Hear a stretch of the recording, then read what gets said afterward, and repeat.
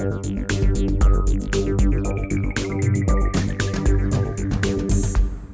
very warm welcome for the 16th Telecom Leadership Forum.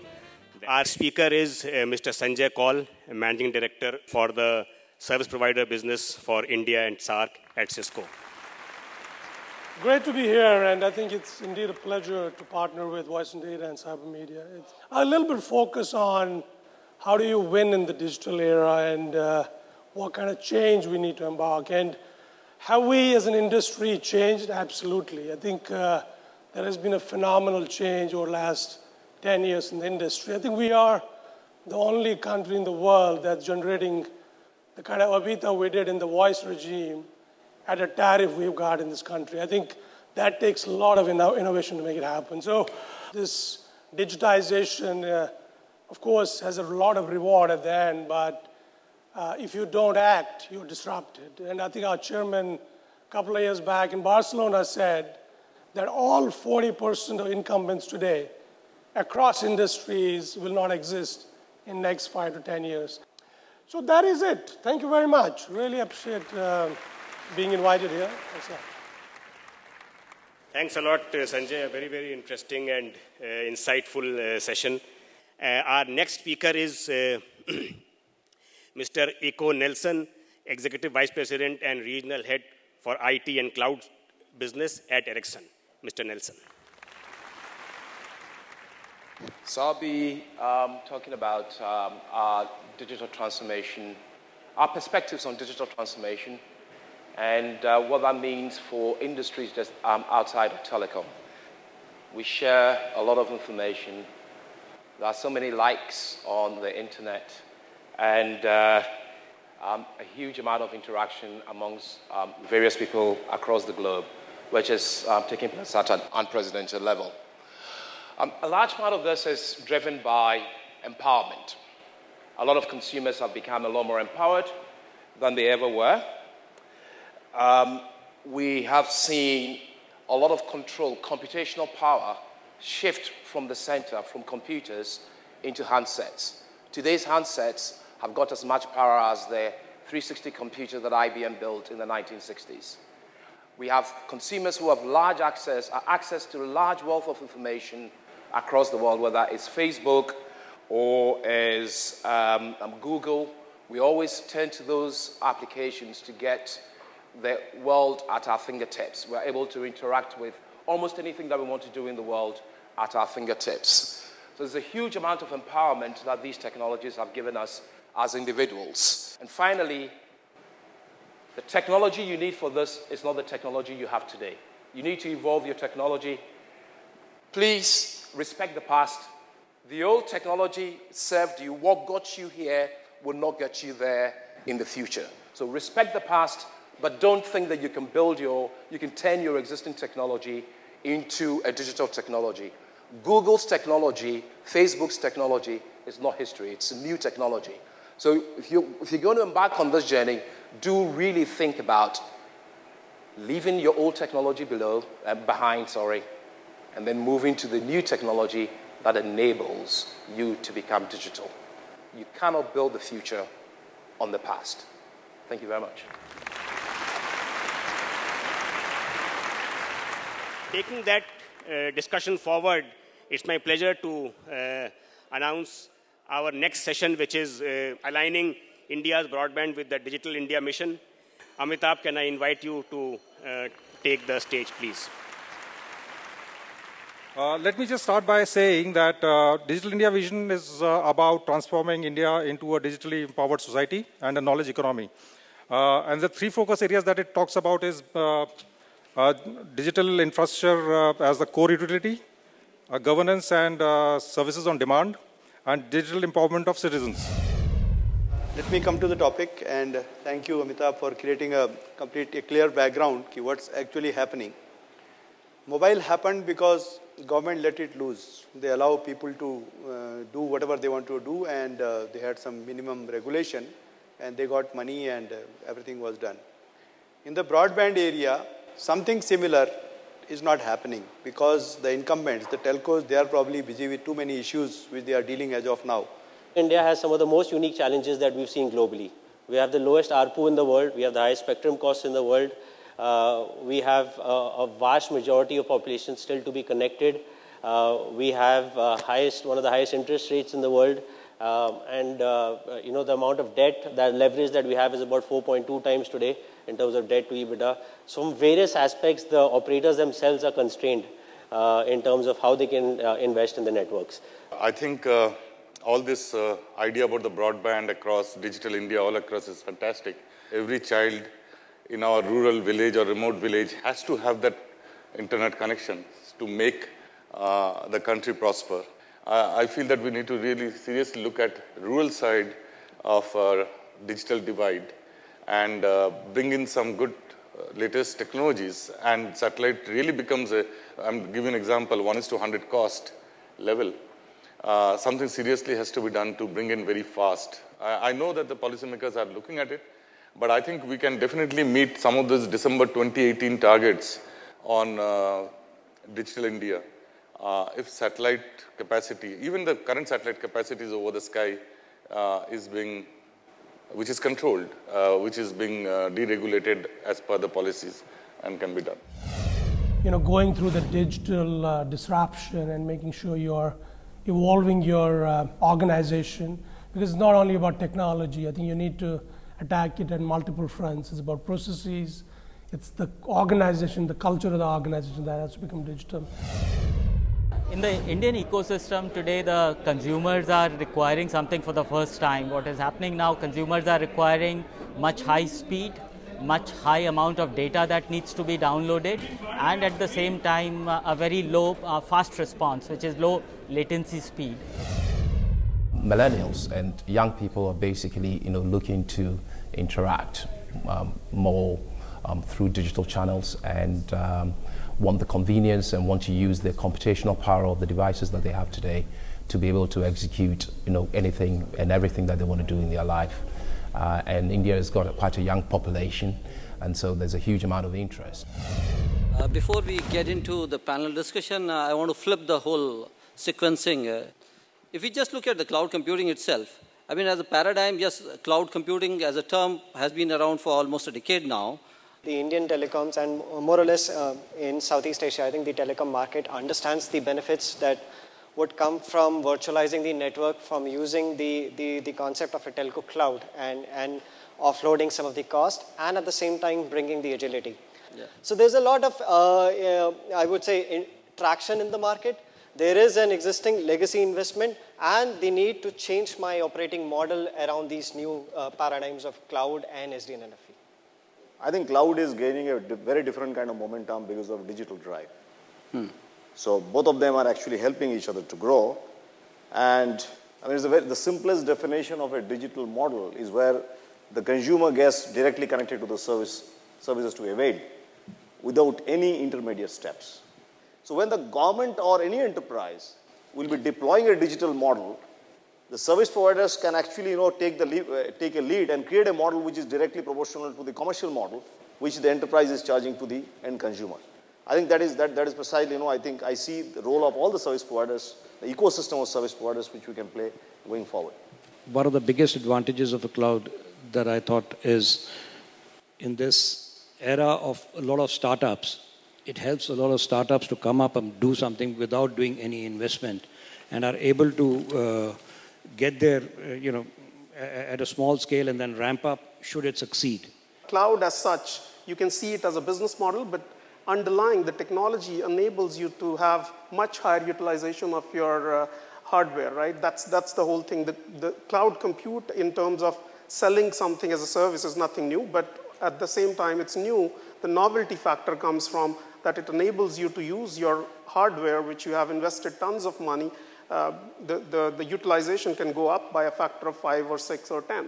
And it turns out that as an individual enterprise, you can never be as secure as you could be if you're using a cloud service. So it's just a matter of perception, and I think it has been used also as a bit of resistance from the enterprises to adopt cloud. But that thing is sort of, getting ruled over as we move along. With this, I would just like to wrap up the session. Please give a round of applause to all the panelists here. Thank you very much. Thank you. We got a good mix of what is happening with the network today, where do we stand, what are the challenges, but also more importantly, where do we go from here in the next 3 to 4 years? What role does the private sector play? What are the roles that the government plays? And how do we work together to really transform and take the Prime Minister's vision of Digital India forward? Indian telecom industry is going through a transformation phase. Important among them is creating a network infrastructure available to the masses. Over the time, there have been always a disconnect, maybe digital, maybe physical, maybe demographic, maybe connectivity by road, power. So the telecommunication is able to cover these things very fast. It is important that the various organizations in the service provider space, come together and brainstorm how they can collaborate with each other and, be a very significant part of this transformation journey in the digital world.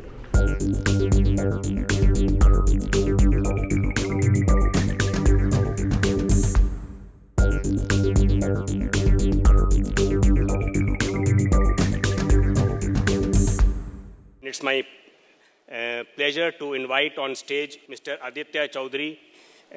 He is the MD for the Communications, Media and Technology practice at Accenture. 50% of your waking time, you notice the time band there, 50% of your waking time is spent on media and comm activities, whether you're watching YouTube, Hotstar, Netflix, whatever you're doing, that's the time that you spend. So the telecom and the media becomes very important. That integration is something that will impact us all. Now 4G efficiencies will eventually start putting pressure on ARPU, and that is true. So you start giving out data free after a period of time. The expectation will be data has to be cheaper. You would use more data. But remember, when you start using data and the switch of voice happens, ARPUs fall. And if you don't have a solution for that piece, you're in deep trouble. 3 insights that we want to leave behind with you. The first one, we are moving from hypergrowth 2 to hypergrowth 3, 10-year cycle into 7 years. Second insight, broadband 4G are very important and they'll get you to a certain stage. ARPUs will fall declining because the digital life piece would have kicked off. Very important. Third is digitization. Huge area to be worked on.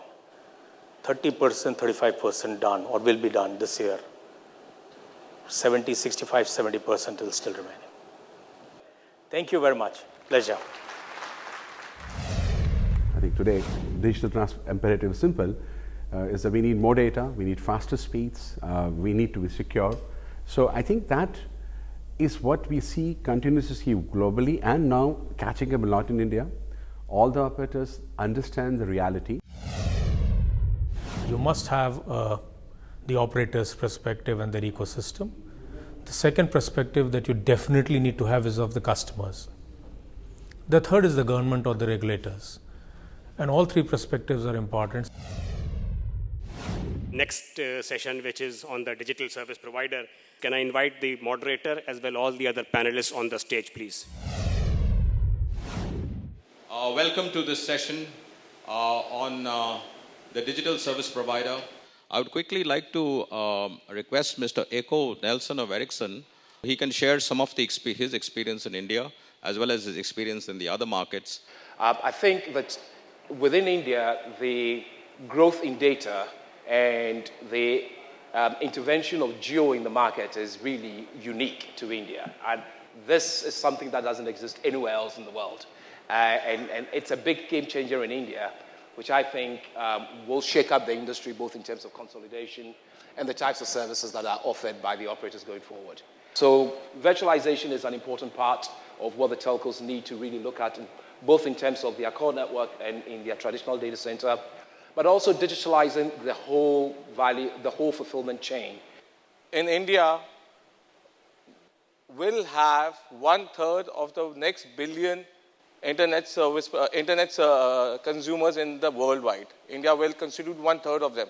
So it's a huge opportunity for all of us.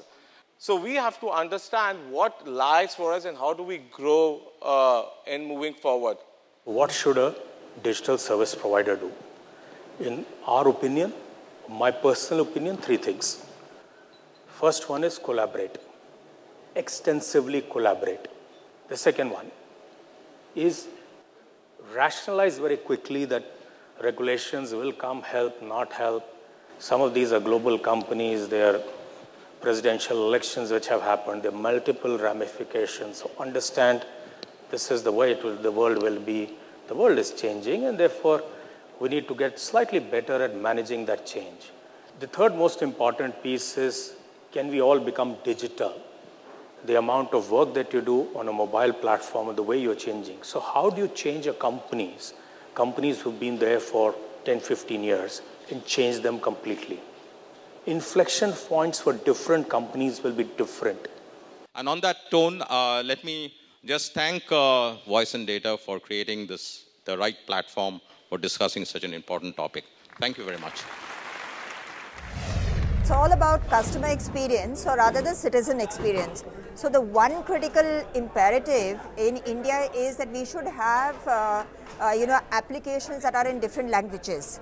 The other is that digital infrastructure is the lifeline today of the whole digital transformation. All the data is passing through this, right? So this is something that the government and the private sector need to invest in quite a bit. In India is not just another industry. It's an industry which has been working towards nation building and has transformed other industries by the critical role that it has played.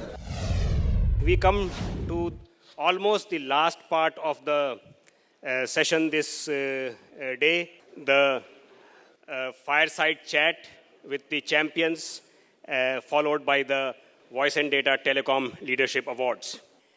For the fireside chat, can I request all the panelists to please come on stage? Do you think demonetization is the game changer that the country was waiting for? This would be one of the things which will make people to get digital and start using it, because there would be the push from the government that is there that try and make it, of course, cashless is not something possible. We'll have to get our retailers and everybody or somebody in the ground to be able to teach the people how to be able to use this. That is going to be an important aspect, especially when we get to the rural, that unless the people know how to use it, I mean, we can produce all these fintech companies can come and everything, but how to use them will have to be something that will have to be done there.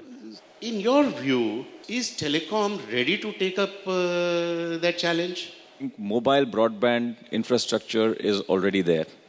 The state of broadband infrastructure in India, as you know, is quite poor, and therefore there's a lot to be done, for which we are absolutely committed to making the investment. A number of startups are emerging who tend to, they're like people who are monsoon tadpoles. They suddenly appear because it seems to be the trend. But in terms of the infrastructure, are we ready to really do that leapfrogging that will happen? The infrastructure today is not ready, but since the requirement is there, definitely that plan and that execution and that rollout.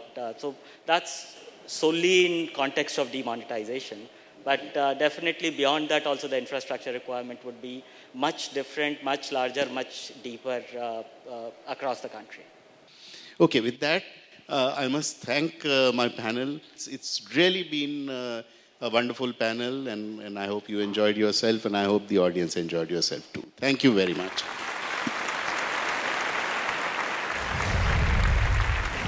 This brings us to the end of the discussion phase, and now it's time for recognition, felicitation, and celebration.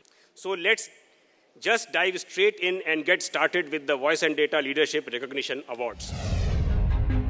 Product Innovation Award. And the winner is Kamal Nath, CEO, Sifi Technologies.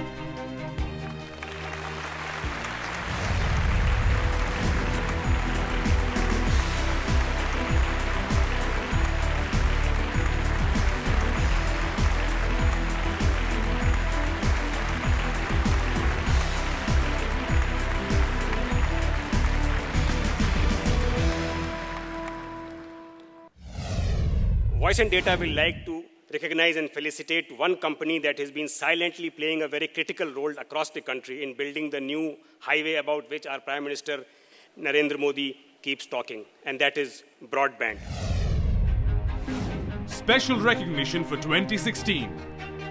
And the winner is Anand Agarwal, CEO, Sterlite Technologies.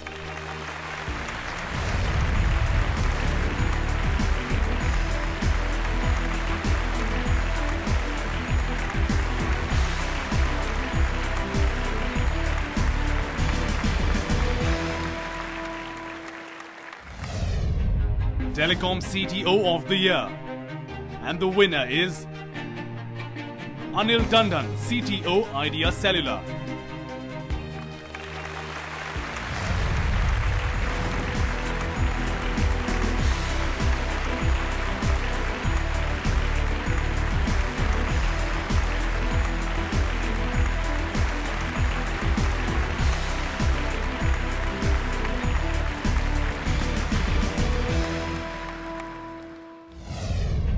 Lifetime contribution. And the winner is Sandeep Das, Chairman and Senior Partner, Maitri Capital Advisors.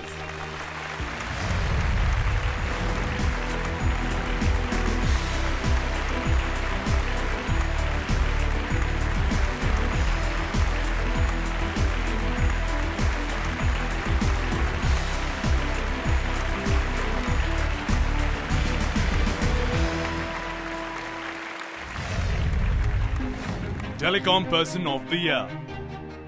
And the winner is Gopal Vittal, CEO, Airtel.